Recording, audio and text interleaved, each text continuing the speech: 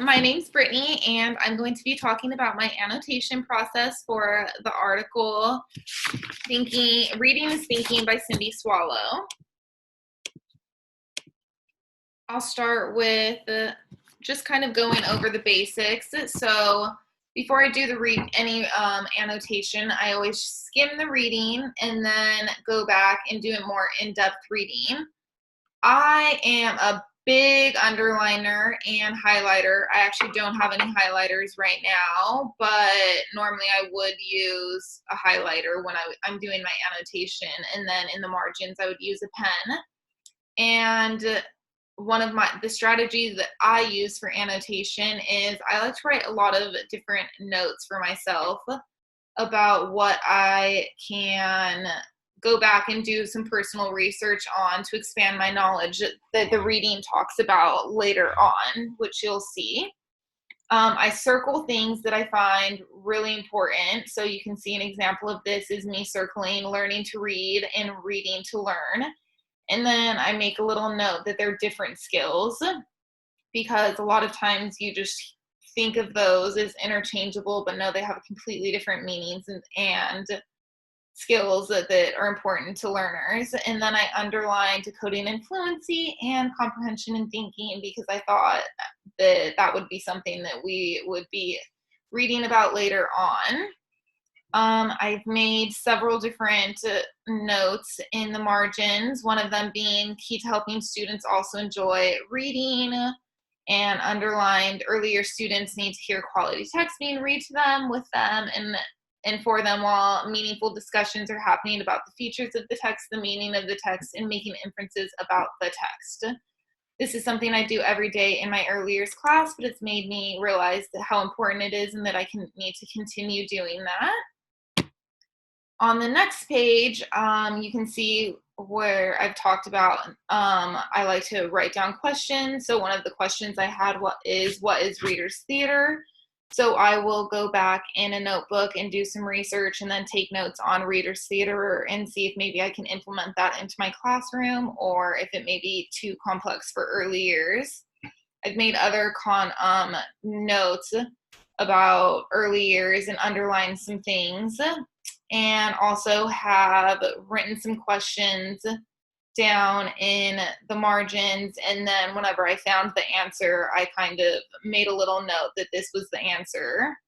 And again, you see more underlining and more notes, like must incorporate and think about this when planning. So that's a more personal note for me. Once again, at the top, I kind of wrote what I thought was the most important thing that this page of the article talked about, which is teachers should model skills for students. And I wrote some different strategies like think, pair, share in the margins, and silly sentence, so that I could maybe think about this more while I'm doing planning for my classroom. And on the last sentence, I made another note, look up strategy. So I would go back and put that into my notebook. And I think it's just really great to have so many different strategies in your teaching repertoire. As an educator, you never know when they'll come in handy and when you can implement them into your instruction. I made a note saying model, model, model, because there's a lot of talk about modeling, but modeling is so incredibly important.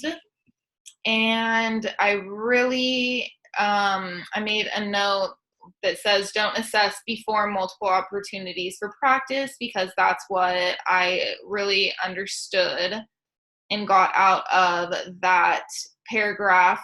And assessments aid instruction and learning. So if done properly, assessments shouldn't overwhelm students, and they should actually help them learn more about what they're learning. For my own individual annotation process, I'm not sure if I do it correctly, but it is what works for me. This is how I've always kind of done my annotation. When I do annotation, it's kind of just for me to think about the article, and then I'll go back and write into a separate notebook, as I've said.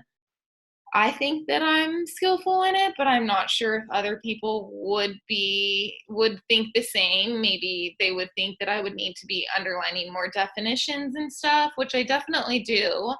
But I don't think that for me that that's the most important thing. It's kind of what I can get out of it in the long run. And I do think that I was actually interacting with the text because I was trying to find links towards my own teaching and strategies that I want to learn about. For me, the challenge of doing annotation like this is that I don't find that I have the time a lot of time to do this sort of thing. But when I do, I see that it is really beneficial to my learning, and I feel like I have connected to the text and retained a lot more of the information.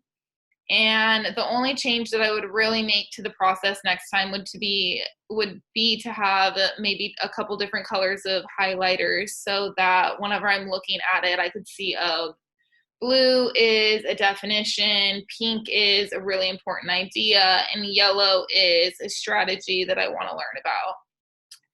That is my takeaway from this assignment, and I thought that it was really helpful actually.